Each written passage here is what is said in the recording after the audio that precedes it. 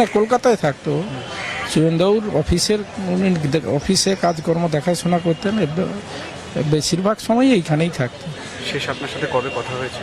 আগে শেষ আপনার সাথে কবে কথা হয়েছে? গতদিন আমার সঙ্গে প্রায় 3 ঘন্টা ছিলেন। আমাদের এই বিধানসভায় উনি গেছিলেন আমাদের নির্বাচনের পর যাতে পোস্টার ভায়োলেন্স না হয় বা এলাকাকে শান্তি রাখার দায়িত্ব বা আমাদের 9 তারিখে যে মুখ্যমন্ত্রীর শপথ সেটা নিয়ে আমাদের গতদিন আলোচনায় বা আমার সঙ্গে আমি ওনার সঙ্গে দুপুর 12টা থেকে 3টে অবধি ছিলাম একসঙ্গে। না, আমাদের মধ্যে কোনো একটা মানে ইন্টিমেশন ছিল না যে এইরকম একটা ঘটনা বা এটা সাসপেক্টের মধ্যে আমাদের ছিল না।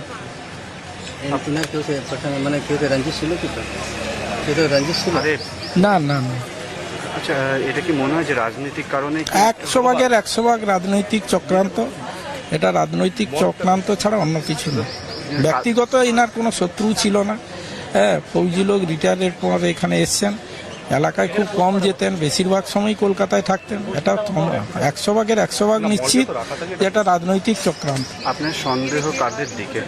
শাসক দলের ইন্ধনেই এটা হয়েছে। শাসক দলটা এখন এই গত সরকারের তাদের যে হারের যন্ত্রণা, হ্যাঁ, গত 21 সালে শুভেন্দু অধিকারী মাননীয় মুখ্যমন্ত্রীকে হারিয়েছেন, আবার এবারে এই নির্বাচনে 26-এর নির্বাচনে ভবানীপুরে হারিয়েছেন। এই যন্ত্রণা রাজনৈতিক তাপে এই সরকারের চলে যাওয়া, বাংলার মানুষ থেকে সরে যাওয়া, চলে যাওয়া, এটা একটা মারাত্মক রাজনৈতিক চক্রান্ত। 100 ভাগের 100 ভাগ নিশ্চিত না হলে জিনিস ঘটনা, এত বড় ঘটনা এরকম জায়গায় হতে পারে না। আপনাদের পরবর্তী পদক্ষেপ কি থাকবে? আগে পরবর্তী পদক্ষেপ কি থাকবে আপনাদের? আমরা আইনের আশ্রয় নেব।